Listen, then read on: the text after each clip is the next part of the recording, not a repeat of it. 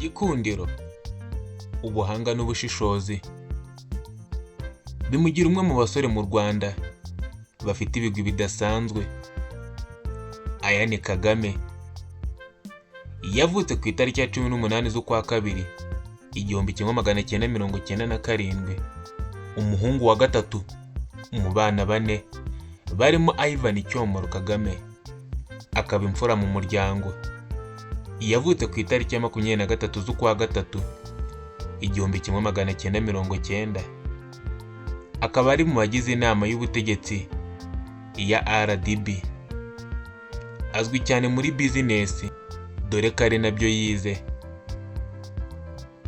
Akurikirana na Ange Ingabire Kagame washyingiranywe na Ndengiyingoma Bertara muri 2018, banafitanye abana babiri b'abakobwa. Ange Ingabire Kagame yavutse ku itariki ya 8 z'ukwa 9 1993. Akurikirana na Brian Kagame, bucura akaba Ivan Kagame.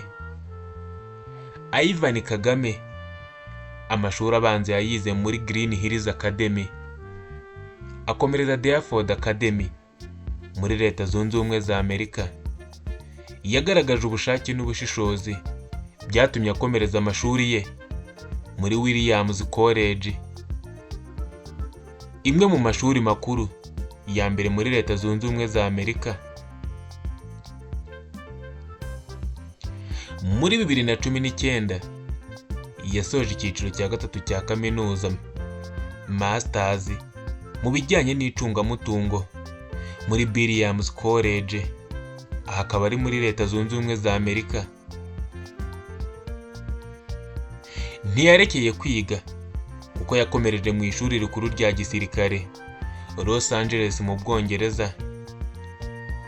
Ku itariki ya 12 Kanama yahawe ipeti rya Suriyetona mu birori bidasanzwe byitabiriwe n'ababyeyi be aribo Nyakubahwa Paul Kagame na Jeannette Kagame.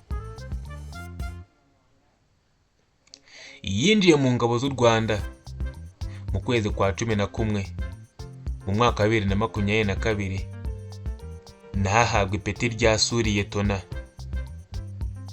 Ku itariki ya 29 z'ukwa gatatu mu mwaka wa 2023, Perezida Paul Kagame yazamuye mu ntera abari bafite ipeti rya Suriyetona, harimo na Ian Kagame, bahabwa ipeti rya Liyetona kubw'umurava mwinshi, ubwitange n'ubushishozi bya Ian Kagame. Tariki ya 19 z'ukwa 12 2023 yahawe ipeti rya kapiteni. Yahawe ipeti rya kapiteni n'abandi basirikare bagera kuri 727, ahita yambara inyenyeri 3 ku rutugu.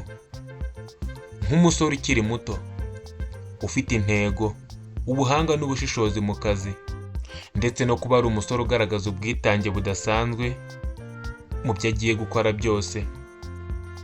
Mu buzima busanzwe yikundira siporo, dore ko yakiniye ikipe y'igihugu Amavubi, ndetse akaba n'umuhanga mu mukino wa basketball. Ari mu barinda kandi bagakurikirana umutekano wa Nyakubahwa Paul Kagame. Ian Kagame ari mu basore b'igikundiro mu Rwanda. Mwakoze kubana natwe, tubonane mu biganiro bitaha.